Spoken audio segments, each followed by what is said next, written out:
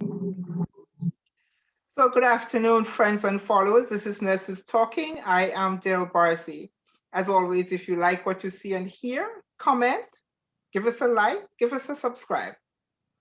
So today, my guest is Mrs. Valerie Lewis-Lynch from the island of Montserrat.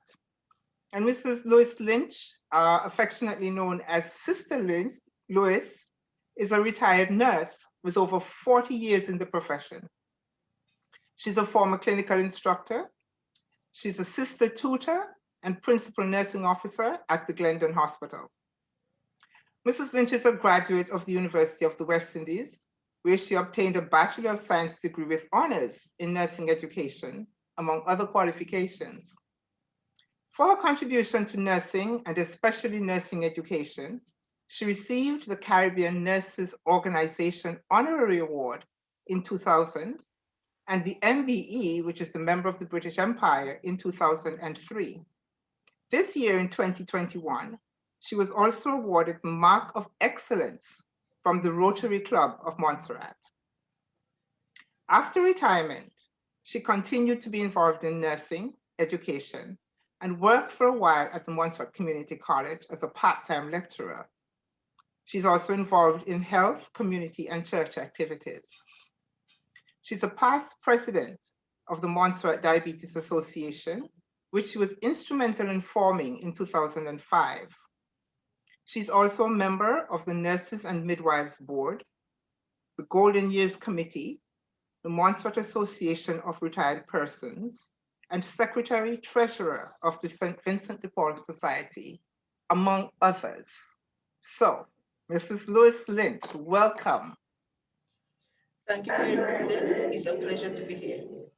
And thank you for agreeing to spend some time with us and to share some of your experiences. We greatly appreciate that, because that is the whole goal of this, is for us to be able to share.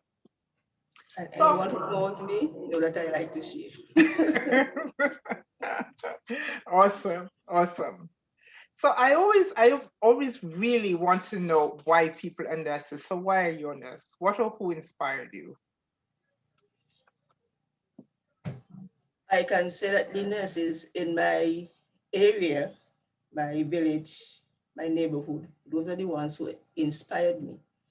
You know, as a child, as you grow up, you see nurses. They used to visit our school. Yes, do school health. Yes. And what I admired about them, they were very much respected by the people in the community. Very respected. Yeah. And how they went about their work, very professional. Yeah. You know, I admired their uniform, you know. Yeah, so, and of course there are other jobs, I must say other careers at that time.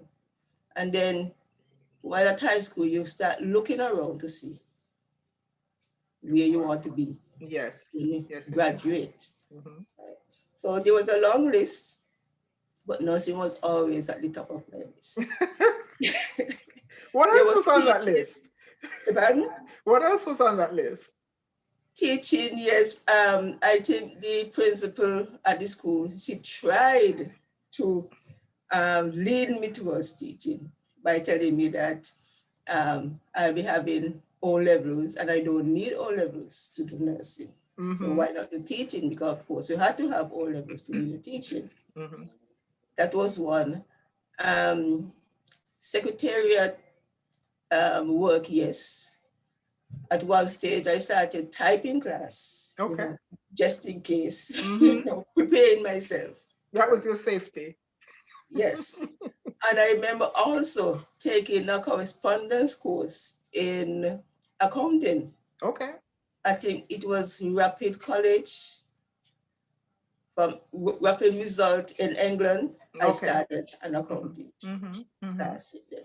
I was doing fairly, but after I started in nursing, that was it. Awesome, awesome. So I know that you are not originally from Montserrat. You're from Nevis. I'm from Nevis. You're from Nevis. So did you do your nursing training in Nevis or in Montserrat? No, I did my training in St. Kitts, part of the Federation. Once I decided I wanted to do nursing, I had to do some research. First of all, training, how long it would take. And I discovered that to do my training in Nevis, it would take me too long because they didn't have a structured training program. Okay. Similar to what was here years ago. Yeah. You know, you come on the job and you adhere, you observe, and only if a vacancy arrives that, you know, you will get in. But St. Kitts had a structured training program. Okay. 3 years for the RN, 1 year for midwifery. And that suited me fine. So off I went to St. Kitts.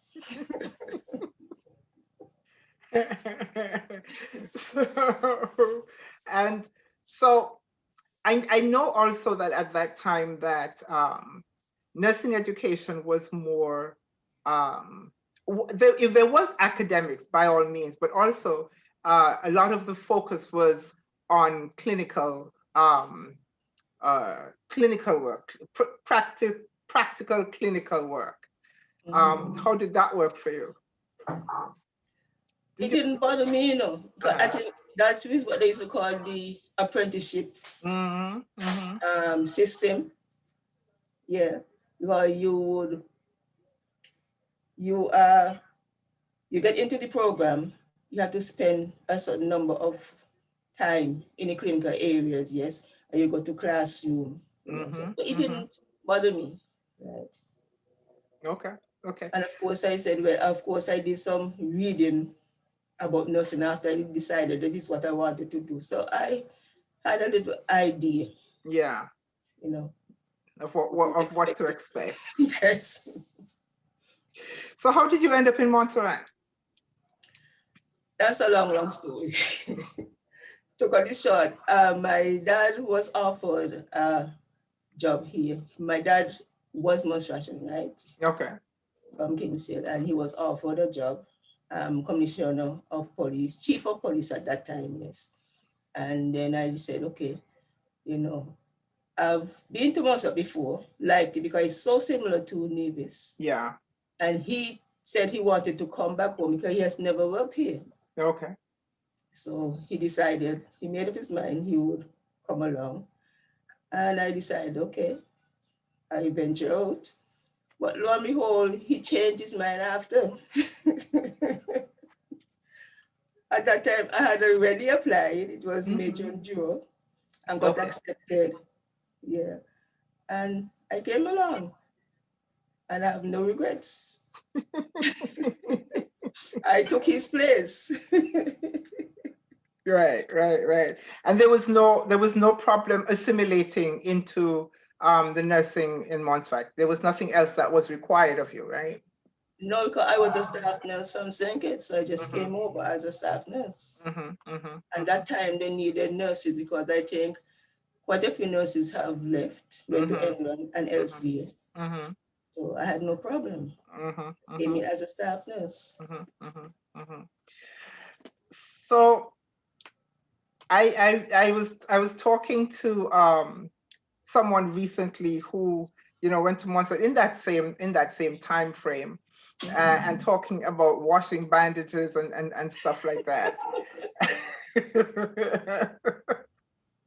You know, and I was like, when I brought that up is because I wanted to know, was that happening in St. Kitts as well?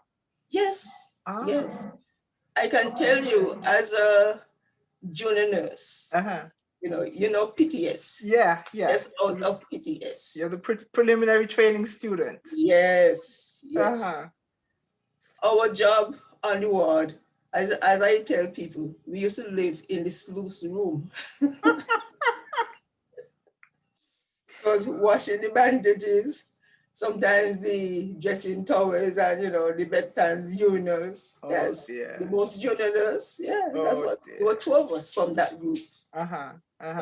So we lived in the sluice room. So there was really, you know, I became a nurse in England around, you know, I guess in the early 70s. Where the system was pretty much the same. You know, we had the same PTS and whatever. And it's true. I thought all along that, you know, as a first year student nurse, my thing was I told everybody there was no form of life lower than you as a first year student nurse. You were the lowest possible form of life on planet. And you know, that time you didn't have any gloves, you know, your bare hands, you wash them. And then you had to boil some. Unfortunately, well, I guess I would take that back because, you know, that wasn't part of my experience, but I can imagine. Oh my goodness. Well, it is what it is. And you know what? You're stronger for it. Of course. Yeah. So after coming to Montserrat, I know that in Montserrat at that time, the hospital, of course, was a small hospital. It's the only hospital on the island. Yeah, the only one. And also, it was how many beds? 40 beds. 40 beds. Yes. Okay. That was what we now refer to as the old Glendon, the original Glendon, yes. Yeah. And I remember it having a male ward, a female ward, a children's ward, a couple of obstetric beds. Oh no, there weren't any. Were there any obstetric beds? Yes. Yeah. Obstetric ward. We used to call it maternity ward. Yes, there were. Just next to the female ward. Yeah. It had about 5 to 6 beds. That's right. And I think one private room and a semi-private room or something like that. Yeah, 2 private wards. And the semi-private ward, there were 2 rooms with 2 beds. So 4 beds for the semi-private. Yeah. Yeah. That was the sum total. But you know what? It sufficed. Yes. Yeah. So because you know, I can't remember. I mean, at the time, I after becoming a nurse, I went back to Montserrat for a couple of years, and I only worked in the old Glendon before they moved over for very briefly. But I don't remember it actually being full. No, except for there's some certain periods of time, yes. Right, but it was not always 100% capacity. I think we had more male patients because remember we used to use like the veranda to accommodate male patients. Okay. Yes. Okay. You know, overflow of the walls, so yeah. Try to put some, especially those with the chronic ulcers. Yeah. Okay. See, now that I didn't know. Okay. So I see also though that you quickly became part of the education, nursing education staff. How did that work? How did you get drafted into education? I know you wanted to be a teacher, but how did you get drafted into education? I wanted to do public health nursing. And I remember talking to Sir Howard Fergus. He was a resident tutor at that time. And then he said to me in a nice way, why not try teaching? And I said to myself, this is the second time somebody's telling me, try to get me to do teaching. And I considered it. I said, okay. So I went to Miss Daly. She was the principal nursing officer at that time. Yeah, and I think too they were advertising for a training program, health sciences tutors. Yeah, so I talked to her, and then eventually I submitted my application, and not thinking that, you know, I would be getting a call to say, you are the one selected. So I submitted my application. I went about my business, happy. About 2 weeks after, you know, she called me to tell me that the panel met and they selected me. Okay. So off I went to Barbados, yes, to do the health sciences tutors. And the course was run by University of Guyana, Okay. Okay. and I think Paho. Uh-huh. Yeah, it was done in Barbados, though, but Okay. under the auspices of the universities of Guyana. Yeah. Yeah. Okay. So it was a 12-month course, 1 year, yes. Yeah. Okay. It was good, I mean, even though I was reluctant in the beginning, in the end, I enjoyed it. Yeah. Yeah. You never know what you can do until you try, Until right? you try it. Indeed. Indeed. Indeed. Indeed. And so you came back to Montserrat, and at that time you were the tutor? No, I was a clinical instructor. You're the clinical instructor. On establishment, there's only one position for tutor. Mm-hmm. And that was filled by Sister Edith Perkins. Okay.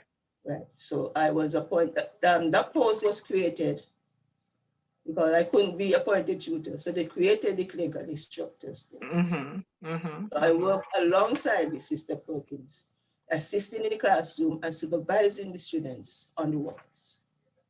Yep. Okay. Okay. And so did you have a was there a regular flow of students? How often did you take in new students? Almost every year, Okay. Almost every year. I can recall we had sometimes we have 3 classes in their 3rd year, a 2nd year, a 1st year, and a midwifery class. And sometimes after we started the nursing assistant program, we have nursing assistants in as well. So sometimes you have 4 different groups. So it was quite busy for just 2 of you. It was quite busy. It was. But what we used to do is to get other support staff, like the doctors to assist, or the nurses to assist, especially in the area of specialty. Yeah. Get them to assist with some of the training. Okay. Okay. So average class would be how big? The first class I think I had was about 10. Okay. Yes. Yeah. That's good. I don't think we took in less than 6. Okay. Yeah. It could be more. That's awesome. Given the size of, the hospital, the size of the community, size of Montserrat, that's putting out 10 new students a year, or between 6 and 10 students a year. Between 6 and 10. Yeah, that would be quite good. But we have to make provision for those who would drop out. Yeah, of course. Mm-hmm. Mm-hmm. So then I see you went off, you want to do some work in ophthalmology, an ophthalmic nurse certificate? Yes, I did. That was in 75, I believe. They were running a course in Barbados in ophthalmic. It was an ophthalmic assistant course done by International Eye Foundation.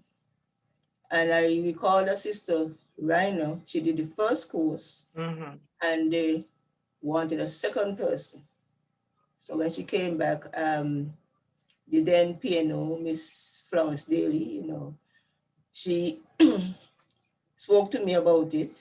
And then, okay, I decided, I will go and see what this is all about, right? She wanted somebody to go. Yeah. And I was the one she spoke to. I can't say she spoke to other people, right? So I was accepted to do that program. It was a 4-month program done at the School of Nursing in Barbados and the Queen Elizabeth Hospital. Okay. And you had students from around the Caribbean. We had from Antigua. There was another girl from Nevis, Barbados, Grenada, Dominica, St. Lucia. Yeah. Okay. Okay. So having done that, when you got back to Montserrat, how did that fit into the nursing that was offered? I mean, what was there a clinic? I don't think there was a clinic because Sister Rhino and I we were the ones who set up the first eye clinic. Okay. Yes, we set up the eye clinic. Mm-hmm. And we operated there on a weekly basis. It was every Tuesday we had clinic, and we saw patients and did their eye checks. And we got visiting ophthalmologists on a regular basis, some from Moorfields in England, Yeah. and some from the States. They came, sometimes they spent like about 2 months. Yeah. Maybe I can't think longer than that, but at least 2 months. Yeah. So Yeah. for the first month, we will do the screening. And then for the second month, if they're patients for surgery, we will do surgery, especially cataract. Uh-huh. Mm-hmm. Cataract. Yes. So Sister Ryan and I would be in the operating theater assisting the surgeon. Yeah. Very interesting. Yeah. Yeah. Very interesting. At least, well, I've worked in the operating theater before, but to see the operation of the eye, Mm-hmm. very interesting. And the instruments that they use, so tiny. Mm-hmm. Mm-hmm. With Mm-hmm. magnifying Yeah. lens. Yeah. Yes. The loops. Very interesting. I enjoyed that. Mm-hmm. But the part I enjoyed most was when those patients regain some vision. They can see. Uh-huh. Yeah. Mm-hmm. Mm-hmm. The So happiness, at that time, I'm not sure now. At that time, were they replacing lenses yet or not? No. Not? They had to use the special cataract glasses. Glasses, yeah. Big lenses. Yeah. Yes. Okay. And of course, the post-op, the pre-op and the post-op procedures were completely different to now. Mm-hmm. Because Mm-hmm. now you can it's treated like the patient. Yes. Yeah. Most of it is ambulatory now. Right. Yeah. I remember way back in the day, if you had a cataract out, people wanted you to stay on your back for like 7 days. Yes. And not move. Yes, you couldn't do things for yourself. Yeah. But now it's different, they have the lens implant, Mm-hmm. Mm-hmm. Completely different. Yes. Yeah. I wish one day that we can get back to doing that, because I don't know if you heard of Dr. Scott. She was a doctor from the States. Okay. She had a team who used to visit Montserrat on a regular basis. Okay. And I think she lived here. She had a house here. So she would come down with a team of doctors, right? And she would do eye surgery. And like I said too, when the new hospital was damaged, after it was refurbished, that was the only procedure that was done in the new hospital. Oh, really? Yes, because we were supposed to move back in the August of 95. And you know what happened? July. But Dr. Scott and her team, they were able to use the operating theater and perform eye surgery in New Glendon. That was the only thing what was done after the refurbishing. Oh dear. Oh well, that's life. That's life. We're eagerly waiting to go back into our new state-of-the-art hospital. Yeah. And then the volcano destroyed it. Yes, that wasn't too big. Yes. Well, so speaking of the volcano and destroying the hospital and all of that, I know that you had to move to the north. Yes. So tell me, what was it like, honestly, moving from? I know that you're now in temporary digs anyway. Yes. Right. Yes. But still, moving from a hospital setting, miles away into what used to be a school, in an emergency situation. How was that? That was a challenge. Actually, what happened after we realized that things could escalate they started putting things in place. The Disaster Preparedness Committee, under the leadership, I think, was Dr. Vernon Buffon, was the chairperson at that time. So they started their meetings, they started putting things in place, doing packing, you know, things that little things that they can move with. And I think they prepositioned some of the beds at the school too. Okay. But you know, you move in a hurry, you can't be moving with beds. Yeah, I know. So I know. This is why I can't even envision it, you know? That's why I say it was a challenge. I'm sure. So, I'm sure. When I think of it, I think of, as you said, the challenge of moving all the equipment and the challenge of keeping things like medications and charts and stuff like that. And then I think of the actual physical thing, like the roads in Montserrat are so narrow. And you know, if it's an emergency and everybody's trying to get out of there, you know, in my head, I think all that was taken into consideration, but the planning that was done, I think that helped us a bit. Okay. And we got assistance from the Defense Force in moving.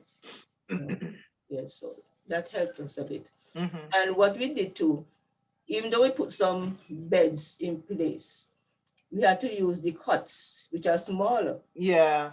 Yeah, like for the elderly folks. Yeah, yeah. The room, we couldn't put beds in there because they couldn't hold on the beds. Beds would take up the space, so we had to use cots which are smaller, so to get them. Yes, so because we had to think about the magazine as well. Yeah. We hope the elderly, you know, we had to think about those as well. Yes, awesome. It was a challenge, I tell you. It was a challenge. Because you imagine, it's bad enough when you have to move your house, but a hospital. Yes. You know, and all the things that you have to think of and you know, be proactive about and stuff like that. Yes. I think I must say the teamwork was good. Okay. Everybody came together. Everybody came together. We got help from outside, like the Defense Force and others. They came. Everybody came together.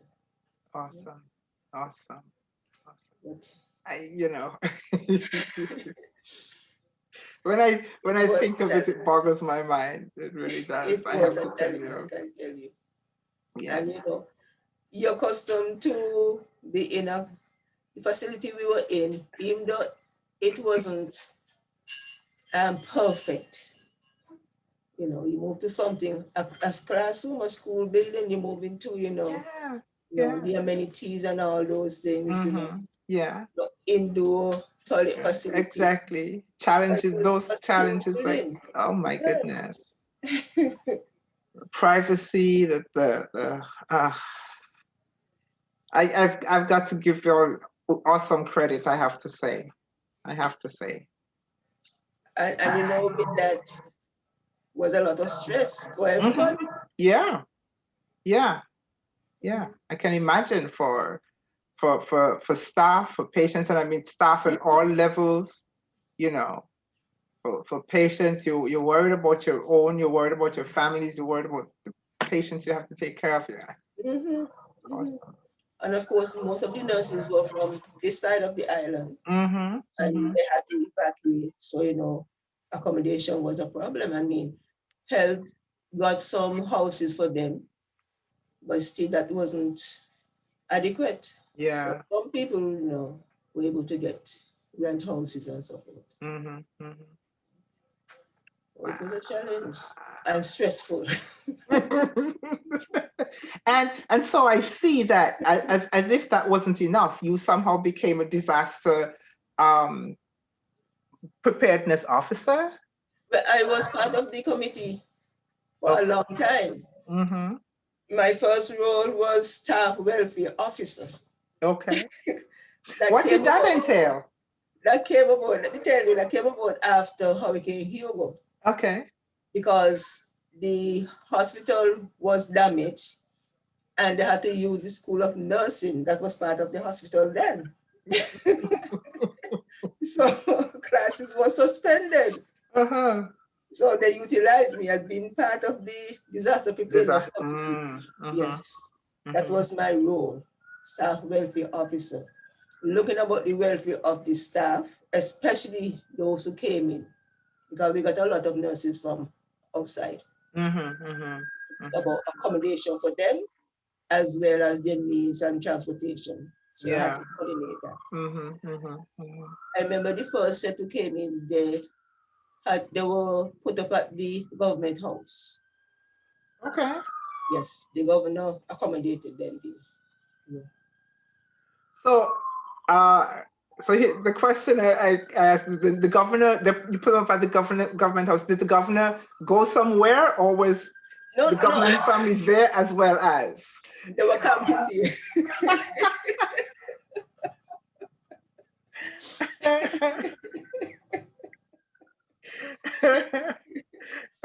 So I had to arrange transportation to take them to and from. Yeah. And ensure that they get their meals, you know. Yeah. You have some stories to tell. You have some stories to tell. Yes, indeed. So that was my first role in the committee, staff welfare officer. Then I moved up to deputy coordinator next to Dr. Vernon Buffon. And after he retired, then I took over as the disaster preparedness coordinator. So at the time when the volcano erupted, you were the coordinator? Or was that after? Partly, because he was still there at that time. I think it was after that he retired, yes. But we worked together because what happened, the disaster preparedness plan for health, it did not have in anything about volcanic activity. It was mainly hurricane and other things, nothing about volcanic activity. So we had to put our heads together and get something, you know. You know, we had a gentleman here from, I think from Paho, Dr. Bonanado. He was doing some training session, you know, in relation to volcanic activities and so forth. And he assisted us, you know, in getting that plan. So we had to do a lot of work on it to have something. And I remember too, we had what we call advanced medical posts. Okay. Sites where you could treat and stabilize casualties. Yeah. Right, because we didn't know which area would be impacted as such. I remember we had one post at the airport. It was Blackburn Airport. We had advanced medical post there. Another one was at Gerald's, where the current airport is. Yeah. And we had one at at Viewpoint. I think those were the main location. So in case of any accidents, you know, you would take the casualties to those sites. They will be stabilized before you bring them to hospital. Okay. And we did a lot of simulation exercises, a lot. So these the simulation exercises, did that include the general public? To a certain extent. Okay. It included like those people who would be involved in the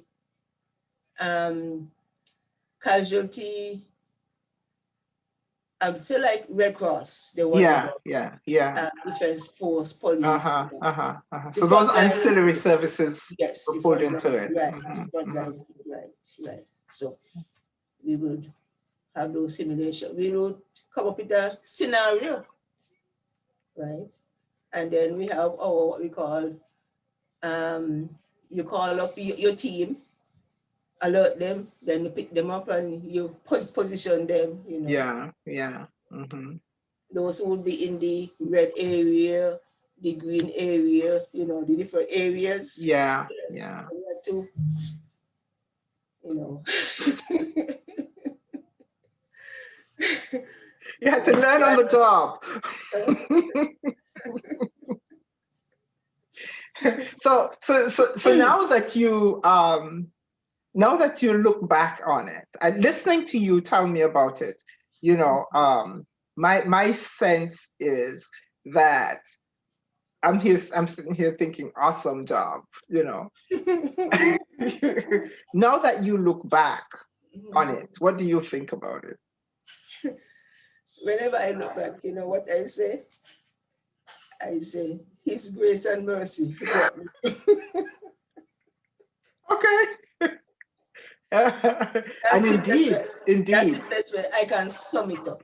indeed. Because so much happened. Mm-hmm. There were times I would go. Of course, I had to leave my house at Parsons. Mm-hmm. I rented accommodation, and being part of the committee, you know, we had these what you call handheld radios. You didn't have Yeah. any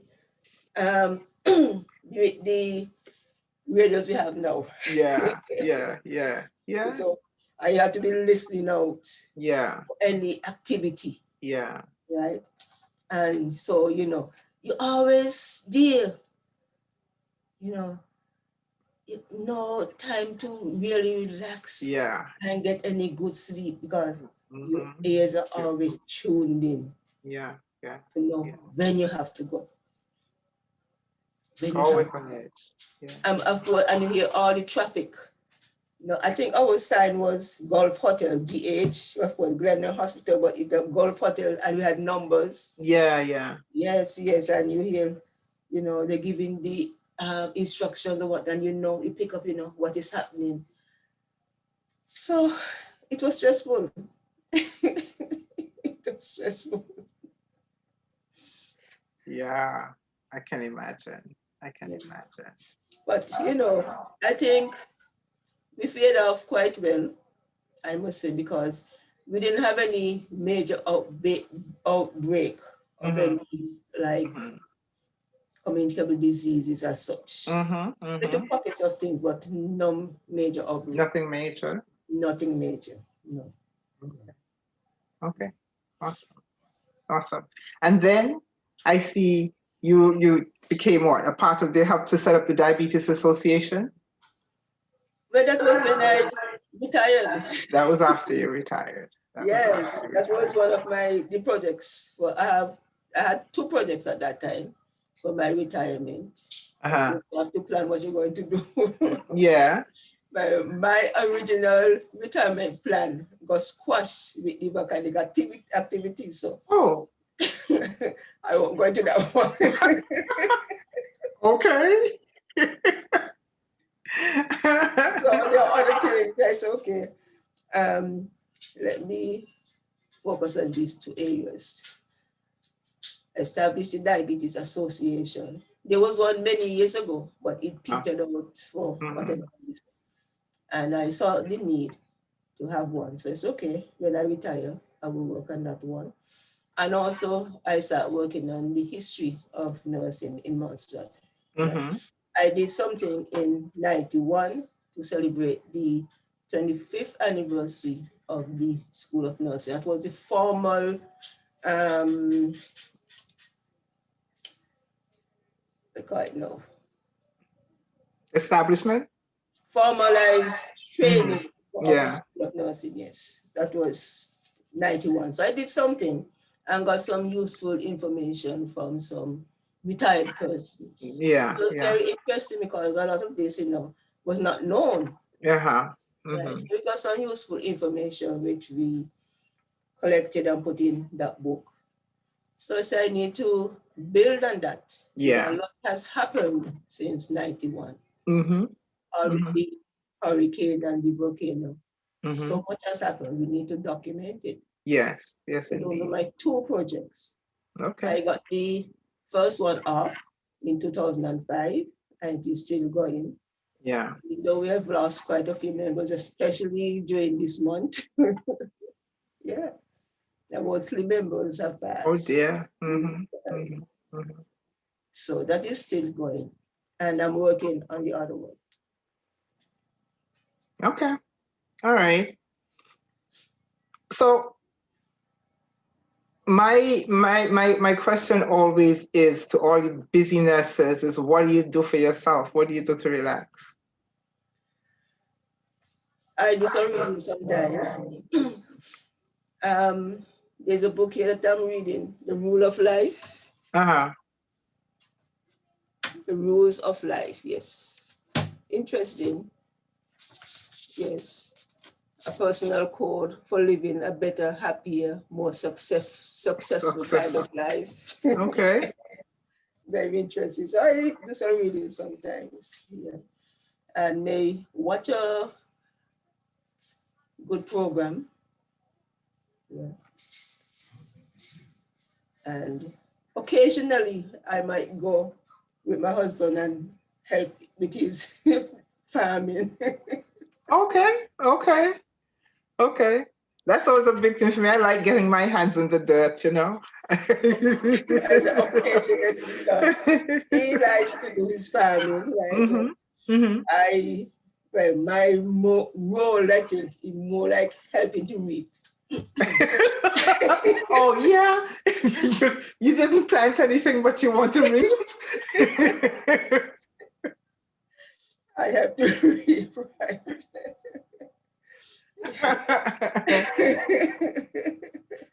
I see. All right. So, well, what would you say though? Seriously, what would you say though? Is your proudest achievement? What are you most proud of as a nurse? There are a few things I can think of, and it's mainly in nursing education. Okay. Yeah, because sorry, when I came to the school, they had a syllabus. They didn't have a curriculum. Uh-huh. So I was part of that team that helped to develop the curriculum.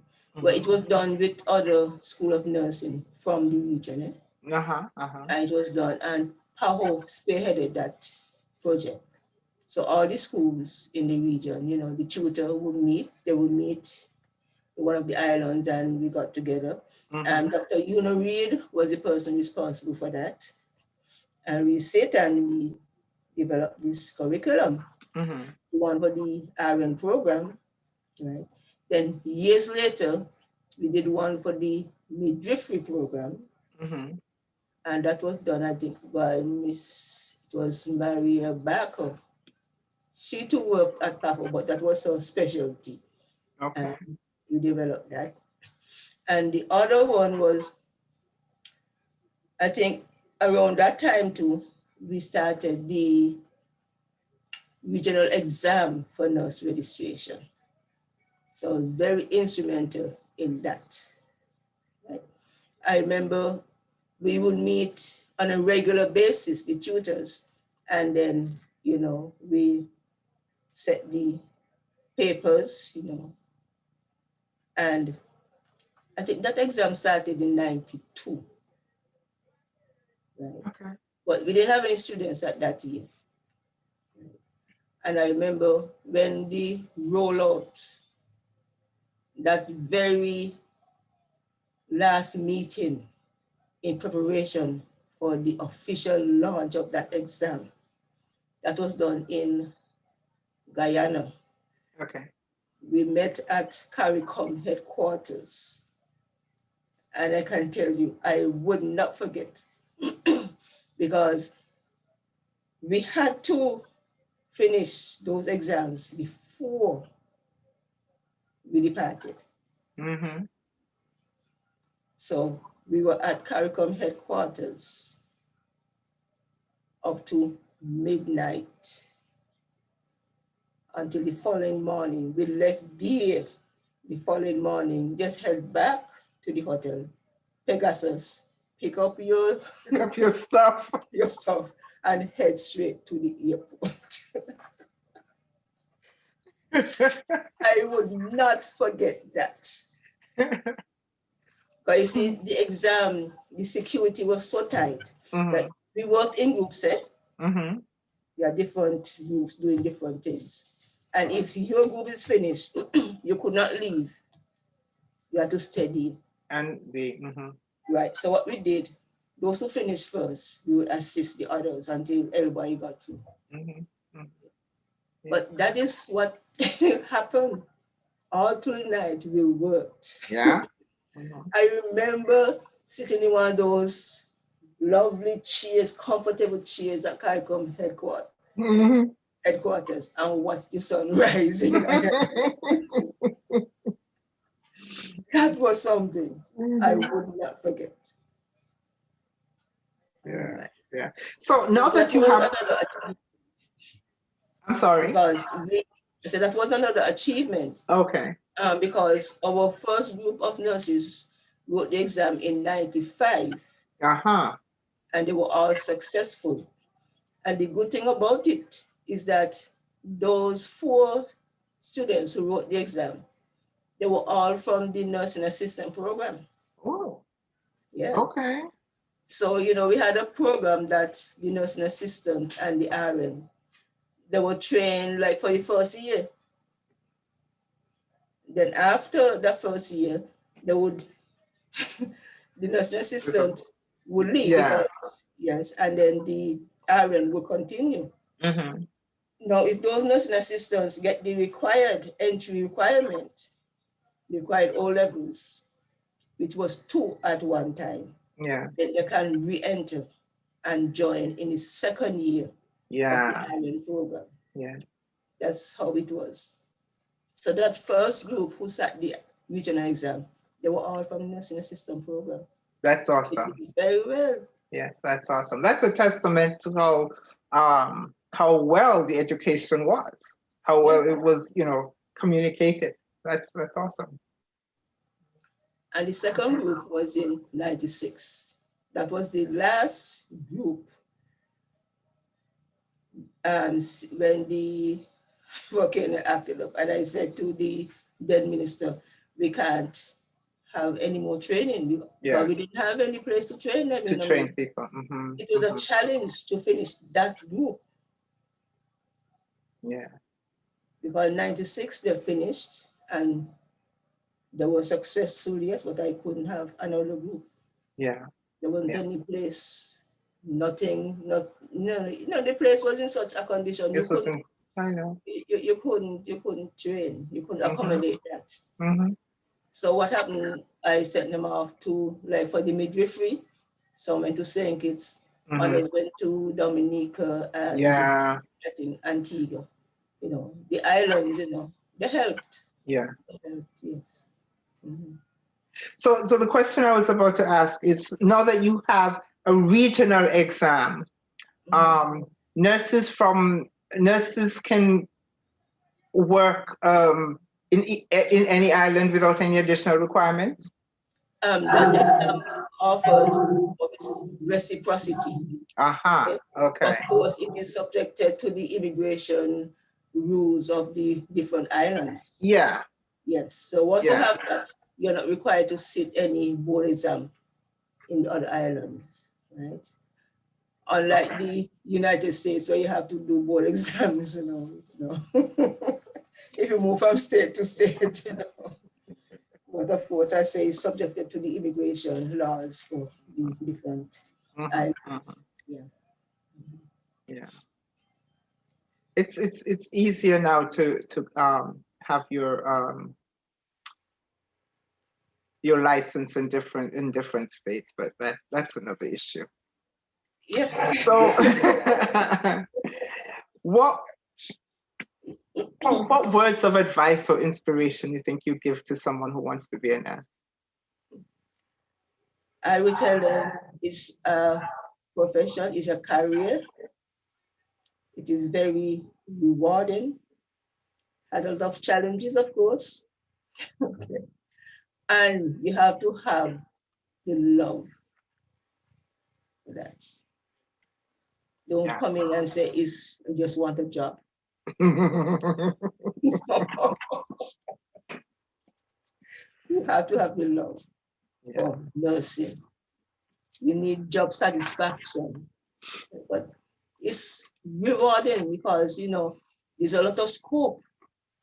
There is a lot of scope. A lot of scope. You can branch off into different areas, and I've known nurses who have launched out into different areas, even some into politics and other. Entrepreneurs, all kinds of things. Yes, when I look at our former principal nursing officer, Florence Daly, she went into admin, right? And she into preaching. She ended up being a minister. That's how you can launch out. It prepares you. It does. It does. It prepares you. Not least of which is the discipline that it requires. Yes, that is correct. That is correct.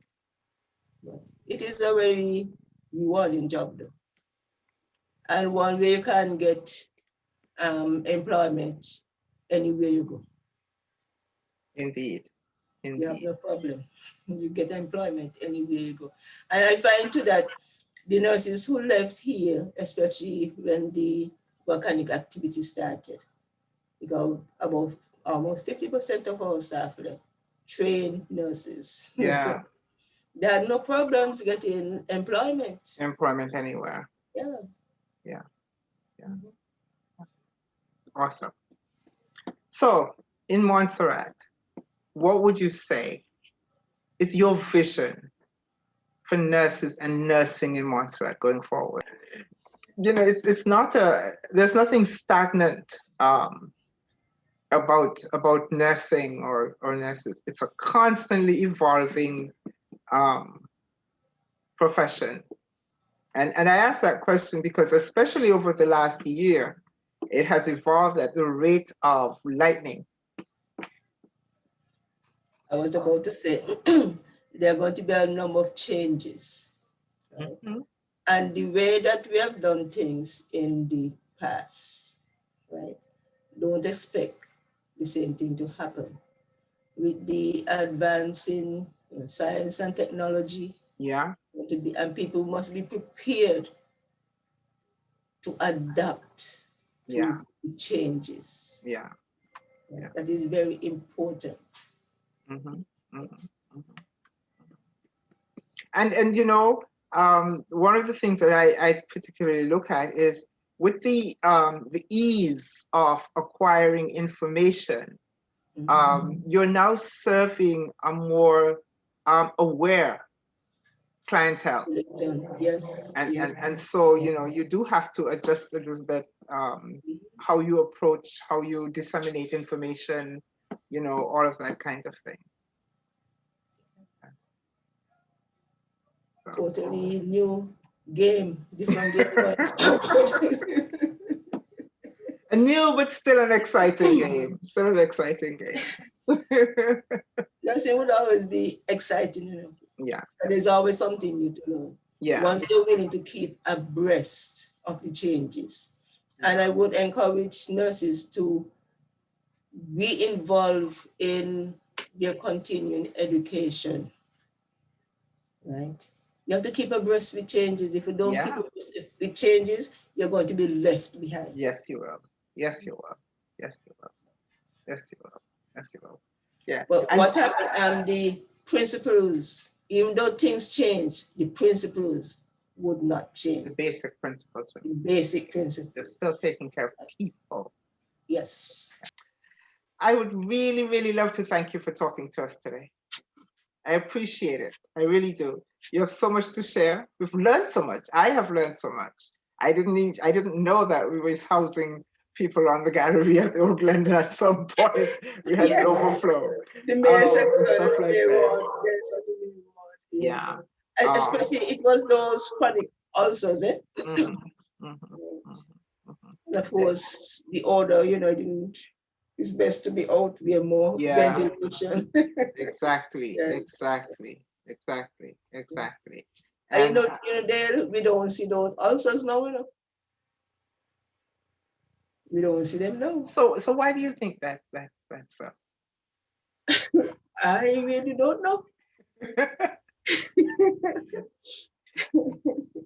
So let me ask you this, since we're talking about it. Well, most of those, would you say now in retrospect, were most of those diabetic ulcers or vascular ulcers? They were both. They were both. And I don't think the patients who had those, maybe they waited too long to come and get some, attention, in those days, people like to Take care of things themselves. Yeah. Yes. Take care of things themselves. They Plus waited now, too long. we have some, you're talking about, as you mentioned, you're part of the Diabetes Association and stuff like that. There's some heightened awareness also about that kind of thing. And probably because of the heightened awareness, people are eating differently, maybe exercising more, maybe being more careful about, taking care of injuries when they occur. So maybe that's some of the reasons why, you're not seeing them as much. That is correct. Become more health conscious, right? Taking better care of themselves now. Which is always a good thing. Yep. They say prevention is better than cure, right? Always. Better, and it is cheaper. I saw something, I think it was, it may have been today or yesterday. I saw something on social media where someone said, if you are too busy to take care of yourself when you're well, set aside some time to take care of yourself when you're sick, because you're going to be. That's kind of paraphrasing what it was saying, but basically it's like, you need to take care of yourself when you're well, otherwise you're going to get sick. I think people are more health conscious. Yeah. And that probably has a lot to do with it. Yeah. So thank you very much. I appreciate your time and your knowledge and your willingness to share and all of that. Thank you so very, very much. There is so much, sometimes you forget things, and then, there are times it comes back at, remember. Yeah. All right. Have a great evening. Thank you. Thanks, you too, and a great weekend. Okay, thanks.